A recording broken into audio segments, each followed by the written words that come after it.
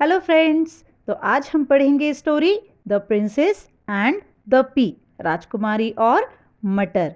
तो यहाँ हम पूरे चैप्टर की वर्ड टू वर्ड रीडिंग करेंगे और जानेंगे इसका meaning.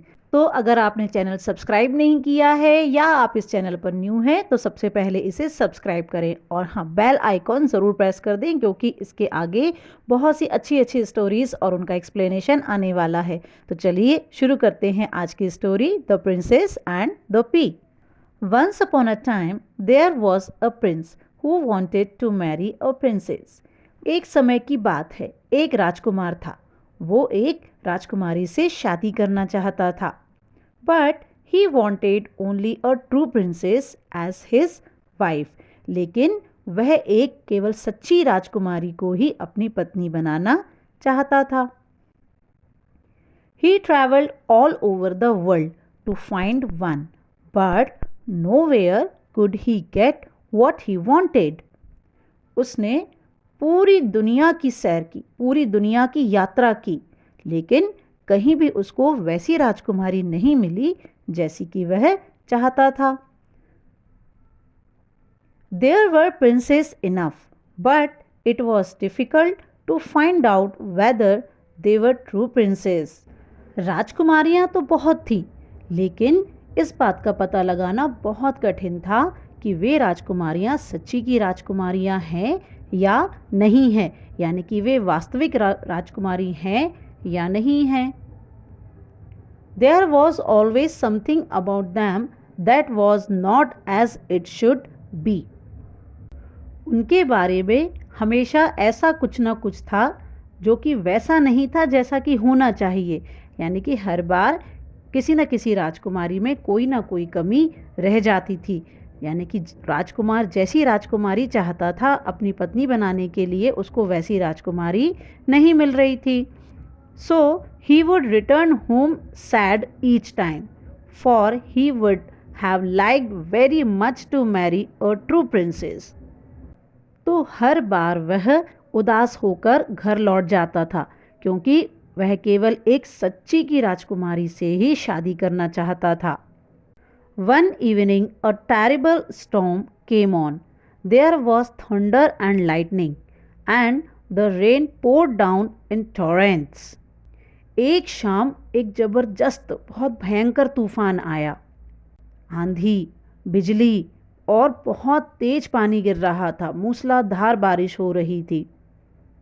Suddenly there was a loud knock at the palace gate.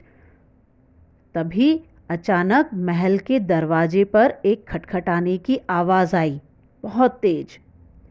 The old king went to see who it was. तो बूढ़ा राजा कौन? यस, राजकुमार के पापा। तो बूढ़ा राजा देखने गया कि दरवाजे पर कौन है। He was surprised to find a beautiful young girl standing at the door. तो राजा को बड़ा आश्चर्य हुआ क्योंकि उसने देखा कि दरवाजे पर एक बहुत ही सुंदर सी छोटी सी लड़की खड़ी हुई है। But good gracious, what a sight! The rain and the wind had made her look. लेकिन हे भगवान, बारिश और तेज हवा से उसका लुक कैसा हो गया था, एकदम भयानक सी लग रही थी। कैसे? Water ran down from her hair and clothes, it ran down into the toes of her shoes and out again at the heels. तो पानी उसके बालों से और उसके कपड़ों से टपक रहा था और उसके जूतों के पंजों तक जा रहा था, और फिर जब वो पैर रखती थी तो फिर उसकी हील से वो बाहर आ जाता था, यानी कि उसके जूतों में पानी ही पानी भर गया था और सारे कपड़ों में से और बालों में से टप टप पानी टपक रहा था। The young girl said that she was a princess who had caught in the storm. तो लड़की कहती है कि वह एक राजकुमारी है जो कि तूफान में फंस गई है। Well, will soon find that out, thought the old queen who had also made her way to the door by then. अब यहाँ पर एंट्री होती है क्वीन की, रानी यानी प्रिंस की मदर, प्रिंस की मम्मी। तो वह क्या कहती है, ठीक है, इस बात का तो हम जल्दी ही पता लगा लेंगे कि वह सच्ची की राजकुमारी है या नहीं है। तो ओल्ड क्वीन ऐसा मन ही मन सोचती है, जो कि वहाँ पर उस समय तक आ चुकी थी। But she said nothing to the girl, पर उसने उस लड़की से कुछ नहीं कहा। Instead she went into the bedroom, took all the bedding off the bedsheet and kept a pea at the bottom. अब रानी क्या करती है, रानी लड़की से तो कुछ नहीं कहती है, इसके बजाय वह बेडरूम में चली जाती है और पलंग के सारे बिस्तर निकाल देती है, हटा देती है और सबसे नीचे एक मटर का दाना रख देती है। Then she laid 20 mattresses on top of the pea and then 20 add-ons on top of the mattresses। अब रानी क्या करती है, तो रानी उस मटर के दाने के ऊपर 20 गद्दे बिछाती है, एक के ऊपर एक, और इसके ऊपर 20 रजाइयाँ, एडेड ऑन यानी सॉफ्ट सॉफ्ट जो कंबल होता है ओढ़ने वाला एकदम सॉफ्ट, वो एक के ऊपर एक बिछा देती है, यानी कि 20 गद्दे और 20 eiderdowns. On this the princess had to lie all night, और इन्हीं गद्दों के ऊपर उस राजकुमारी को सारी रात सोना था। In the morning the queen asked her how she had slept. जैसे ही फिर सुबह होती है तो रानी उससे पूछती है, तुम्हें नींद आई, कैसी रही तुम्हारी नींद। तो राजकुमारी कहती है, oh very badly said she. तो वह कहती है, ओ बहुत बुरी तरह से। I could scarcely close my eyes all night. तो राजकुमारी कहती है, बहुत मुश्किल से, मैं सारी रात अपनी आंखें बंद नहीं कर पाई, बहुत मुश्किल से ही अपनी आंखें बंद कर पाई, यानी कि उसको सोने में बहुत दिक्कत हुई थी रात में। Heaven only knows what was in the bed, but I was lying on something hard and now I am black and blue all over, it's horrible.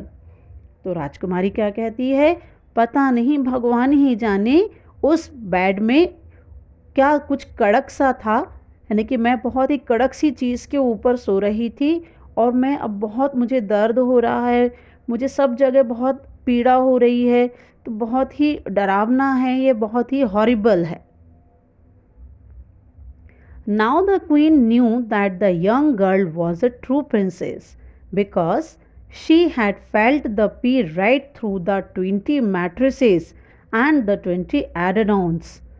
तो रानी अब जान चुकी थी कि जो छोटी सी लड़की थी वही सच्ची राजकुमारी है, यानी कि बहुत ही नाजुक सी है। क्यों? क्योंकि उसने उस मटर के दाने को 20 गद्दों और 20 रजाइयों के नीचे से महसूस कर लिया था, यानी कि एक छोटे से मटर के दाने के ऊपर 20 गद्दे और 20 रजाइयाँ रखी हुई थी। इसके बाद भी राजकुमारी को वह मटर का दाना बहुत हार्ड लग रहा था, बहुत कड़क लग रहा था।